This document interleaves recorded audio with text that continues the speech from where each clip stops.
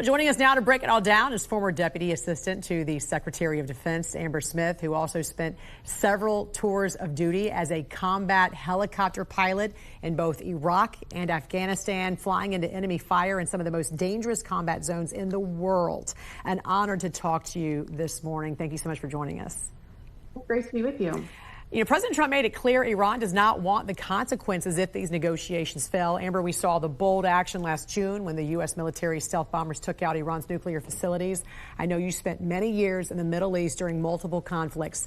Is this something that can be negotiated? Can we trust the world's largest state sponsor of terrorism? Well, first of all, no, we cannot trust them. But I do think that it's important to look to Secretary of State Marco Rubio's recent comments about hoping for a peaceful deal. That's the outcome that they want, but makes it also very clear that the preference is for outcomes that protect American security. So we've seen Iran's aggressive posturing, insisting their nuclear program is peaceful, while at the same time enriching uranium and warning against U.S. warships.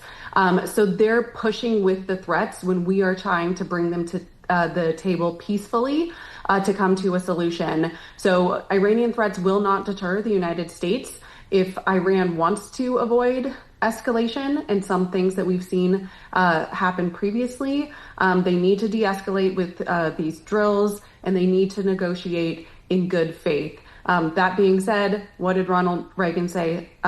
Trust but verify. We know exactly who Iran is, and that they know the consequences if they should ever veer from whatever deal is reached. Right. And how close do you think we are to a potential armed conflict? And how would you advise the president? So I still think there is time to come to a solution. But as we're seeing right now with the military posturing that is happening in the region, with the USS General Ford aircraft carrier with significant amounts of buildup of U.S. Air Force planes, and then with Iran's escalations with closing the Strait of Hormuz. It is, should be talked about that almost 20% of the world's oil goes through there. That's very important for Americans in terms of global energy prices and hurting Americans every day at the pump when they decide to close that down. So that is a significant escalation, and there is an attempt to flex their muscles right now, but they should pay attention to history in terms of what President Trump is willing to do if they do not want to negotiate. Exactly. But it could be if they decide not to. Right. And, the regime, as we know at this point, has also been weakened by massive protests in Iran. We know thousands of protesters have been killed. Just this past weekend, we saw these huge pro-freedom rallies all around the world calling for a leadership change in Iran, asking for, President Trump's help there. After decades, though, in the Middle East, do we want to risk getting pulled in again? What's your thoughts on this?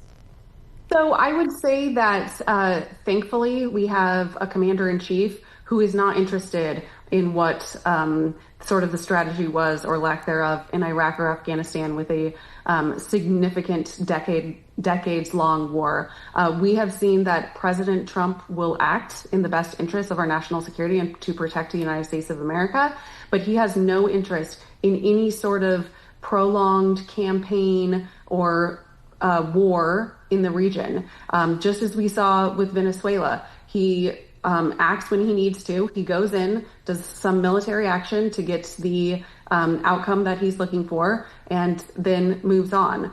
The 20-year plus war that we saw out of the Middle East under the Bush and Obama administrations is not something that President Trump is looking to get into. Yeah, no, he wants a safer region, which is a non-nuclear Iran. That is the goal. Yeah, no one wants to be in the Middle East for 20 years again. You were pilot in command and air mission commander of the legendary elite 101st Airborne Division. I read part of the speech you gave recently where you said, quote, "We provided aerial security, hunted for improvised explosive devices, and provided real-time actionable intelligence. We were able to find, fix, and destroy the enemy. No 2 days were alike. One day we were scouting for the enemy, and another we were searching for roadside bombs ahead of a convoy." I know when you were deployed to Afghanistan in 2008, you said this war and this enemy were different. You had to engage with terrorists, with the Taliban, with al-Qaeda. So I know how devastating that was to see that disastrous pullout of Afghanistan during the Biden administration. What are some of the lessons we learned from Iraq and Afghanistan, and what do you wish Americans knew about the enemy, about terrorists in the Middle East? Well, I will say lessons learned from Iraq and Afghanistan is that bureaucracy has no place in war.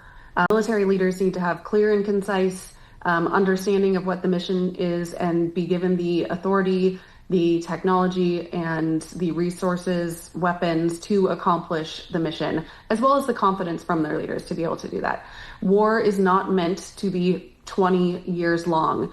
It allows complacency and significant mission creep. And so I'm grateful that we're seeing sort of a change in policy under the Trump administration where they are taking lessons learned from Iraq and Afghanistan and not trying to get involved in any sort of prolonged campaign in the Middle East or anywhere else. Right. Former Deputy Assistant to the Secretary of Defense and Iraq and Afghanistan veteran, Amber Smith, thank you so much for joining us this morning and also for your service to our country. We really appreciate it.